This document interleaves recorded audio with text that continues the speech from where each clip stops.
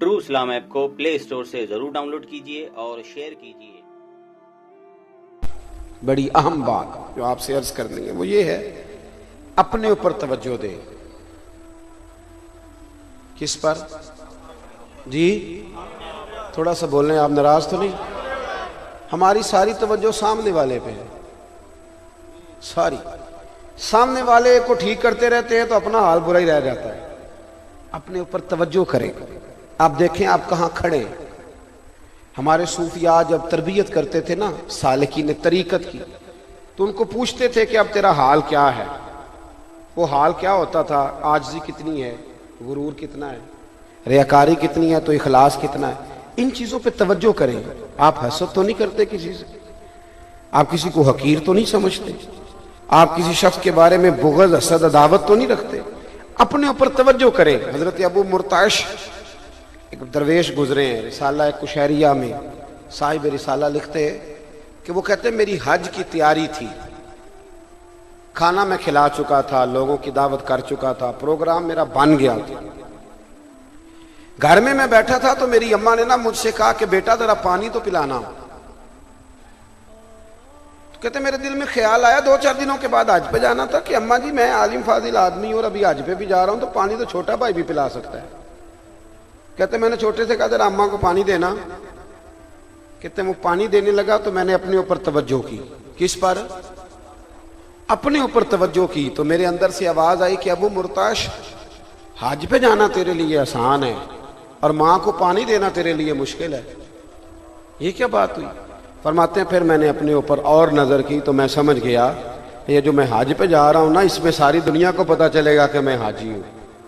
اماں کو پانی پلانے سے تو نہیں نہ پتہ چلے گا کہ یہ اماں کو پانی پلاتا ہے۔ فرماتے ہیں میں نے اسی وقت اماں سے کہا کہ اماں معاف کر دے، حج میرا نفلی ہے، میں حج پہ نہیں جاؤں گا، میں اب نا 1 سال تیری خدمت کروں گا، تیرا ہر حکم مانوں گا، اور جب میں سمجھوں گا نا میرا نفس سمجھ گیا ہے پھر میں جاؤں گا حج کرنے۔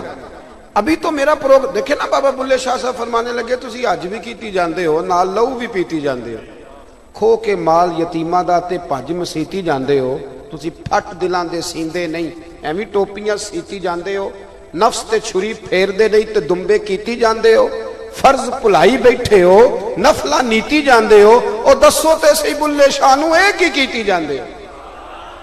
انسان کھڑا تو ہو نا کہ وہ کیا کر رہا ہے۔ اپنے اوپر توجہ کریں۔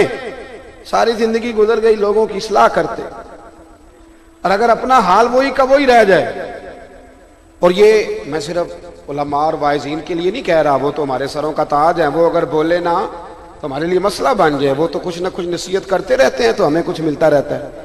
میں آپ سے کہہ رہا ہوں اس لیے کہ آج کل ہر بندہ نصیحتیں کر رہا ہے، لیکن کر سامنے والے کو رہا ہے، اپنے آپ کو نہیں کر رہا۔ اپنے آپ کو نصیحت کریں، اپنے آپ کو سمجھائیں، دیکھیں کہ آپ اس وقت کس معیار پر فائز ہیں۔ ایک حدیث سنیں اور اپنی بات ختم کروں۔ مسند امام احمد بن حنبل میں حضرت عمر فاروق کے صاحبزادے حضرت عبداللہ ابن عمر رضی اللہ تعالیٰ عنہ فرماتے ہیں کہ میں اور حضرت انس بن مالک دونوں نبی کریم علیہ السلام کی خدمت میں حاضر تھے تو دروازے پہ دستک ہوئی۔ نبی کریم علیہ السلام نے فرمایا انس دروازہ کھولو، جو بندہ دروازے پہ آیا نا وہ جنتی ہے۔ یہ نہیں کہا کہ اسے بتا دو، بعض جگہوں پہ ہے ایسا بھی کہ اسے بتا دو، لیکن یہاں فرمایا کہ جو دروازے پہ آیا ہے وہ بندہ کون ہے؟ یہ میرے نبی پاک کا علم غیب دیکھیں۔ علم غیب رسول کے منکر اس حقیقت کو بھول جاتے ہیں۔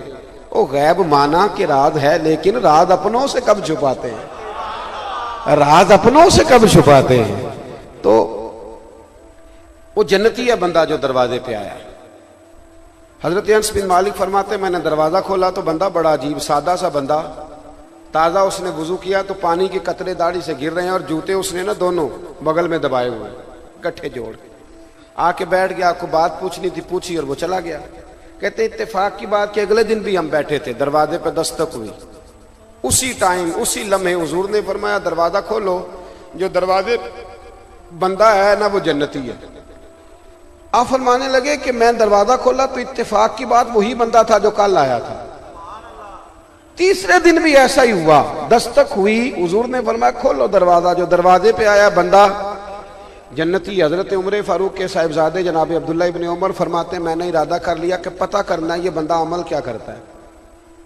अब तो हम यही पता करते हैं ना कारोबार क्या करता है, अच्छे अमल का पता हम तो ये देखते हैं कि जिसका काम चल रहा है ना उससे दुकान खाली कराओ, खुद डाल लो, इसलिए कि इसमें बड़े पैसे हैं, ये सारे कमा गया तो दुकान मेरी, तो ये कहाँ चला गया, खाली कराओ इल्ला माशाअल्लाह। सहाबा ये देखते थे कि अमल का पता करो, अमल खैर वाला क्या है। हज़रत उमर फ़ारूक के विसाल के बाद हज़रत उस्मान गनी ने उनकी एक बेवा से निकाह किया, तो वो आ गई हज़रत उस्मान के निकाह में। एक दिन कहने लगी मैं बूढ़ी भी हूँ, ज़्यादा खूबसूरत भी नहीं, तो आपने मेरे साथ निकाह किया, अमीरुल मोमिनीन अच्छा है, मुझे सहारा मिल गया, पर क्यों? तो उस्मान गनी फरमाने लगे इसलिए निकाह नहीं किया कि मुझे तुम्हारी ज़रूरत थी, इसलिए निकाह किया है कि मुझे बताओ जनाब उमर मुसल्ला कैसे आबाद करते थे, वो घर में कुरान शरीफ कैसे पढ़ते थे, वो रब को राज़ी कैसे करते थे। मैं उन रस्तों का मुसाफिर बनना चाहता हूँ जिन राहों के राही जनाब फ़ारूक आज़म, इसलिए तुम्हारे साथ निकाह किया है। अमल हज़रत अब्दुल्ला इब्न उमर कहते हैं मैंने भी सोचा कि जिसको हुजूर ने 3 दफ़ा जन्नती कहा है उसका अमल तो देखो क्या है। मैं उस सहाबी के पीछे चला गया, मैंने कहा मुझे रख लोगे 2-3 दिन बतौर मेहमान? उन्होंने कहा आ जाओ। कहते मैं 3 दिन और 3 रातें उनके घर रहा, मैं ज्यादा नफल पढ़ता था उससे,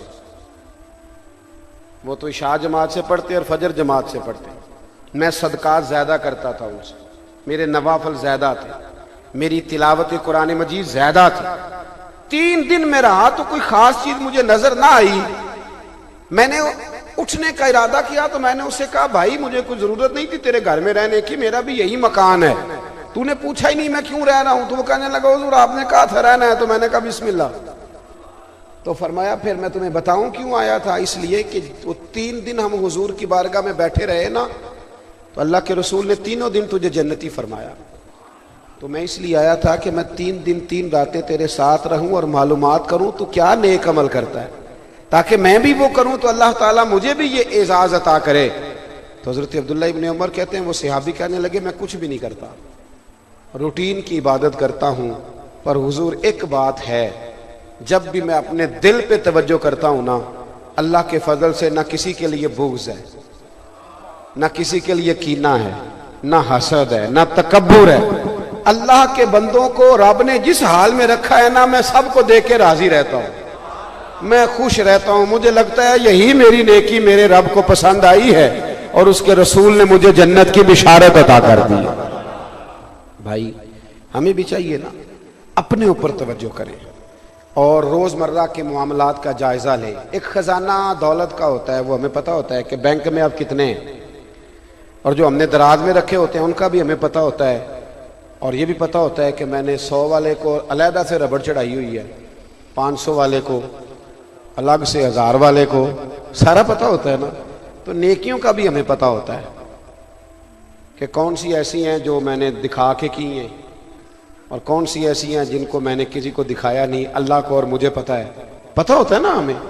तो अगर उस खजाने पे रोज तवज्जो करते हो ना कि अब कितने बढ़ गए, तो कितने मेरे पास हैं, तो आमदन कितनी, तो खर्च कितना, तो रास कितनी, इसी तरीके से नेकियों पर भी तवज्जो करो, रूहानी जिंदगी पर भी तवज्जो करो। ये जो आप कहते हैं ना मैं परेशान रहता हूँ, परेशान इसलिए रहते हैं कि रूह को जब ग़िज़ा नहीं ना मिलती नेकी की तो फिर रूह परेशान हो जाती है। रोटी तो रोज़ हम खाते हैं बड़ी शानदार, लेकिन रूह को अल्लाह के ज़िक्र की हाजत होती है, ज़रूरत होती है।